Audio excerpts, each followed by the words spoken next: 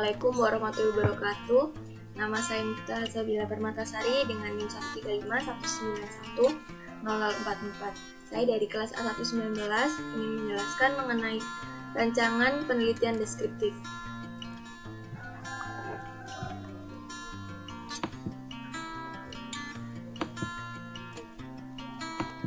Selamat menyaksikan. Pengertian rancangan penelitian. Apa sih itu rancangan penelitian?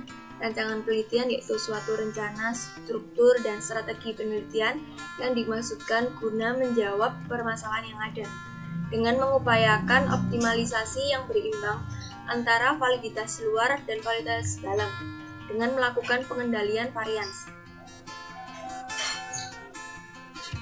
Rancangan penelitian deskriptif terdiri dari 5, yaitu penelitian survei, yang kedua ada penelitian studi kasus, yang ketiga ada studi perbandingan atau comparative study, 4 yaitu studi korelasi atau correlation study, yang kelima yaitu ada penelitian evaluasi. Penelitian survei. Penelitian survei bertujuan untuk menilai suatu kondisi atau penyelenggaraan suatu program kesehatan. Metode penelitian survei dapat dikategorikan sebagai berikut. Yang pertama yaitu ada survei rumah tangga. Adalah suatu penelitian survei deskriptif yang ditujukan kepada rumah tangga dengan kepala keluarga sebagai responden. Yang kedua yaitu survei morbiditas atau morbidity survey, yaitu suatu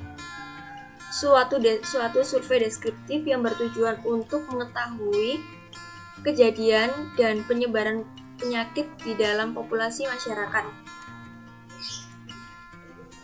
Yang ketiga ada survei analisis jabatan, yaitu survei yang bertujuan untuk mengetahui tugas dan tanggung jawab para petugas atau pejabat kesehatan serta kegiatan para petugas tersebut terkait dengan pekerjaannya. Yang ketiga ada survei pendapat umum.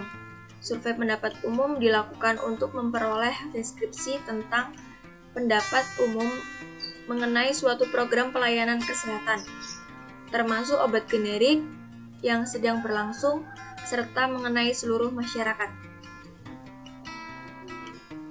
Selanjutnya ada penelitian studi kasus.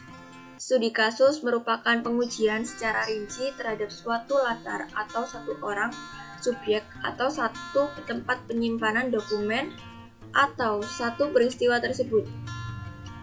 Studi kasus yang baik memiliki ciri-ciri sebagai berikut. Pertama, yaitu berkaitan dengan kepentingan umum atau bahkan dengan kepentingan nasional. Kedua, yaitu batas-batasnya dapat ditentukan secara jelas. Kelengkapan ini ditujukan oleh kedalaman dan keluasan data yang digaih peneliti dan kasusnya mampu diselesaikan oleh penelitinya dengan baik dan tepat, meskipun menghadapi berbagai keterbatasan. 3, yaitu hasilnya ditulis dengan gaya yang menarik sehingga mampu terkomunikasi dengan pembaca secara baik.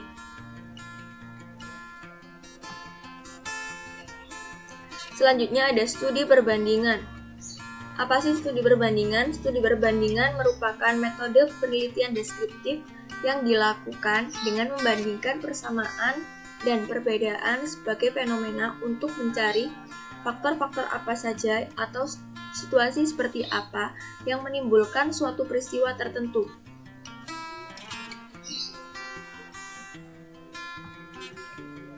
Selanjutnya ada studi korelasi atau correlation study.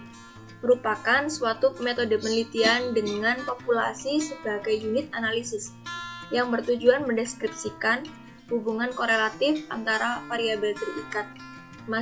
Misalnya yaitu tentang masalah gizi atau masalah kesehatan dan faktor-faktor yang diduga sebagai determinan.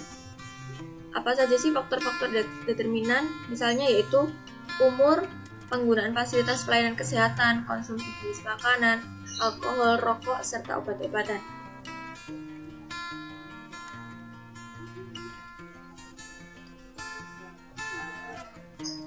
Yang selanjutnya yaitu ada penelitian evaluasi. Apa sih penelitian evaluasi? yaitu metode penelitian evaluasi digunakan untuk menilai suatu program gizi dan kesehatan yang sedang berjalan atau sudah dilakukan. Contoh penelitian evaluasi tentang perkembangan pelayanan puskesmas, penelitian tentang program pemberian makan tambahan pada balita, dan penelitian evaluasi tentang penanggulangan penyakit degeneratif. Hasil dari penelitian ini digunakan untuk perbaikan atau peningkatan program-program yang dilakukan. Dalam mengolah hasil penelitian evaluasi, umumnya menggunakan analisa statistika sederhana, misalnya yaitu seperti persentase.